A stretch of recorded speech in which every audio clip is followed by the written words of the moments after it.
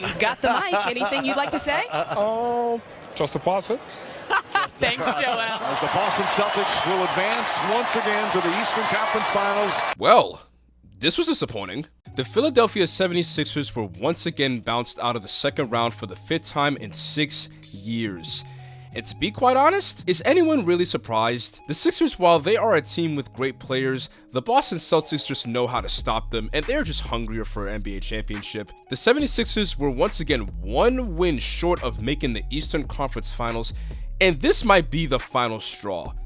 The Sixers time and time again are in position to win and be a championship contending team, but they get in their own way, and at this point, I think everyone is done with the Sixers as far as being a team with title hopes.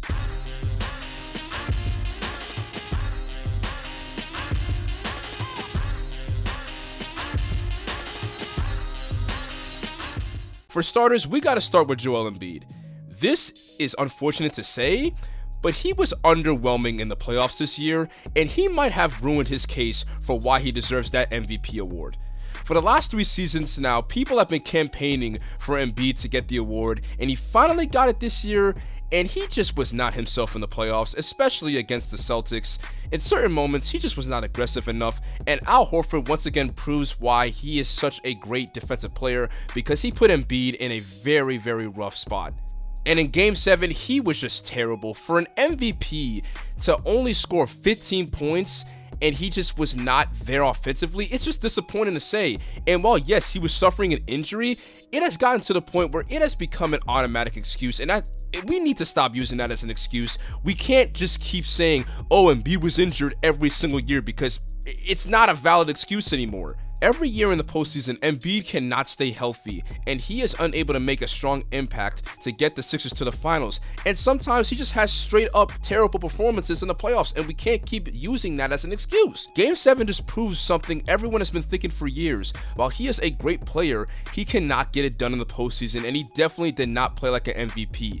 Meanwhile, his rival Jokic is outplaying him in every single way, and to be quite honest, he deserves it. I know the playoffs do not count towards regular season awards. In hindsight, this really just feels like the Hear Embiid Stop Complaining award, because everyone was saying that Embiid should win the MVP, and people were complaining about Jokic not winning it. And honestly, Embiid, man, it's not looking good for you, man. Embiid is still one of the best big men in the league, but as far as I'm concerned, it's not looking like he's the best center in the league. I think that title goes to Jokic, and as long as he is in the playoffs, his health will always be a detriment to the team and to himself. And speaking of being a detriment to the team, we move on to James Harden. Once again, he is put in a situation where he is finally able to shake off that narrative of being a playoff choker.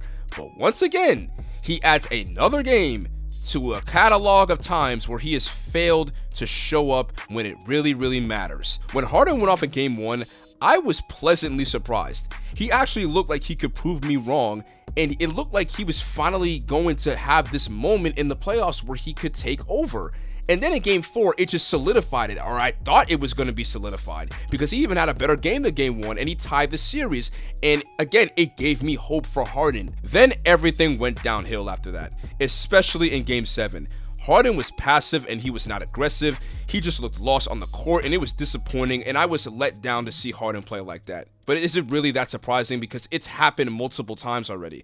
Harden throughout his entire career has been amazing in the regular season, and we all know this. But in the playoffs, when it really matters, he has not had his defining moment where he takes over, and for as great as he is, he has shrunk in big moments, and he at this point is looking unlikely that he will win a title. I know that Harden has had some good moments, but the bad outshines the good.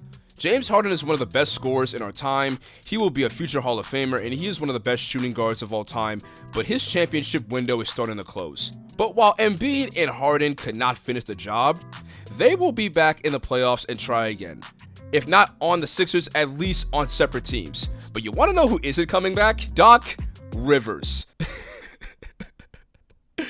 I'm sorry. This is too funny. Doc Rivers is one of the most overrated coaches I have ever seen in basketball history. This man's career is single-handedly carried by that one ring back in 2008 with the Boston Celtics. I have never seen a coach who is incapable of making the right adjustments to better his team. And for those of you who do not know, let's look at the timeline. 2003, he blew a 3-1 lead against the Pistons. 2009, he blew a 3-2 lead against the Orlando Magic. 2010, he blew a 3-2 lead against the Lakers in the NBA Finals. 2012, he blew a 3-2 lead against the Heat. 2013, he blew a 2-0 lead against the Grizzlies. 2015, he blew a 3-1 lead against the Rockets. 2020, he blew a 3-1 lead against the Nuggets. And 2023, he once again blows a 3-2 lead against the Boston Celtics. Are you seeing a pattern here, ladies and gentlemen? I know there are moments that I am not naming right now, but I do not want to bore you with all the times that Doc Rivers has just failed to show up when coaching a team in the playoffs. The point is, Doc Rivers, wherever he goes, the team is unable to do something amazing like winning a title or even making the conference finals. The last time Doc Rivers has coached a team that has made the conference finals was 2012. 11 years later, he is still unable to make the conference finals. And there were times where he should have made a conference finals with the teams that he has. I mean, come on. The Sixers, as good as they are, had a chance to make the conference finals this year. And when they were up 3-2, I just knew the Sixers were not going to win because, again, Doc Rivers just does not know how to make adjustments.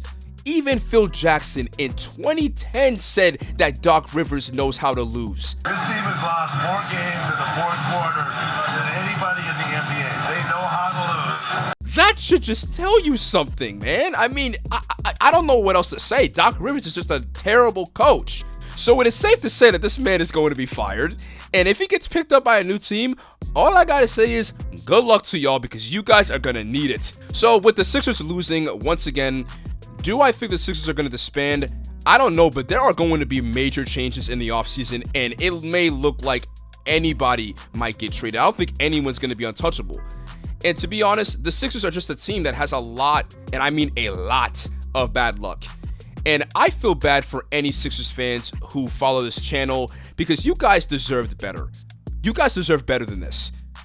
You really do, because I feel bad for the 76ers. They are just a team that are so filled with disappointment. They are filled with disappointment and bad luck.